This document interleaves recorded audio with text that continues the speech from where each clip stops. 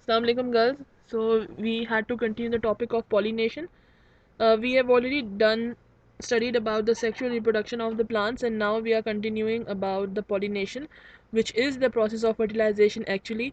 So it is defined as the transfer of pollen grains from flowers to flowers anther to stigma. So anther is the part of the male reproductive organ and the stigma is the part of the female reproductive organ. So the pollen grains when they get transferred to the stigma, actually that is known as pollination. So self pollination is, there are two kinds of pollination as you already know, self pollination and cross pollination. When the transfer of pollen grains is from one anther to the stigma of the same flower, it is self pollination. So the same flower pollination in same flower is termed as self pollination, and cross pollination is the transfer of pollen grains from the flower on one plant. So the anther is actually, the pollen grains are from the other plant and they get stick to the stigma of the other plant, but the species must be same. Cross pollination is brought about by various agencies like wind, water, bees, birds, bats. Like any other animals, the pollen grains tend to stick to their wings and their feet. For example, insects and bats and birds. So this is how they get transferred. So actually there was a question during class ninth. uh, this is SSC.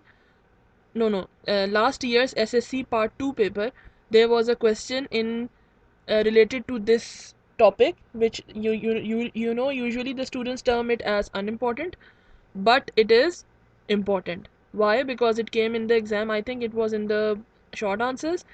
They asked about the features.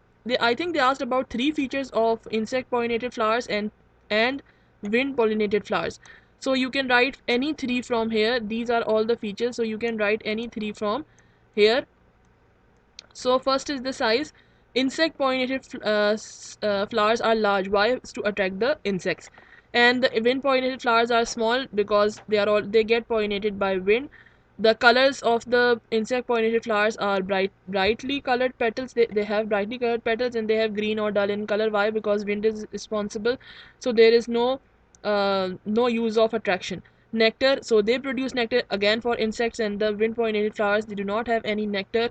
Floral arrangement in the insect pollinated flowers is they face upwards. Why? For the insects to land and sit there properly, and to provide them chances to sit more, like more chances for sitting and um, for extraction of the nectar and all that.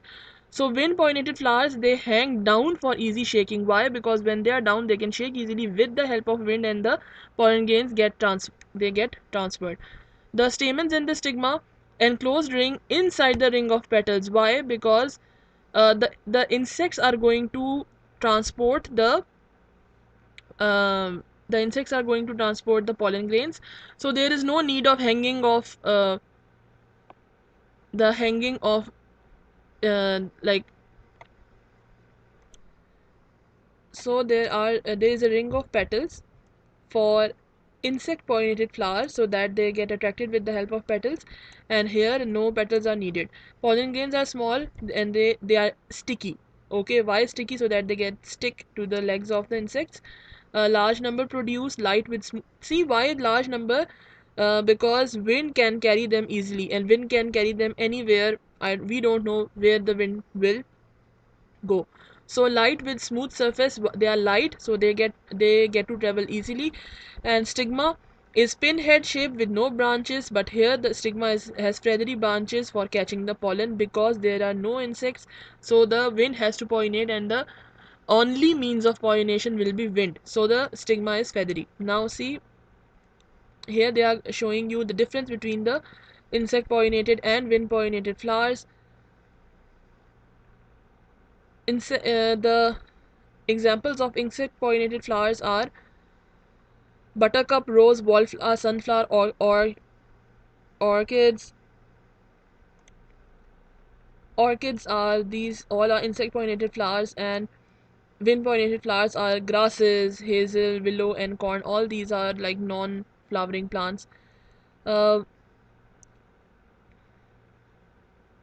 Now see there, now this is the topic ends here regarding the plants. Now we are going to start the reproduction of the animals.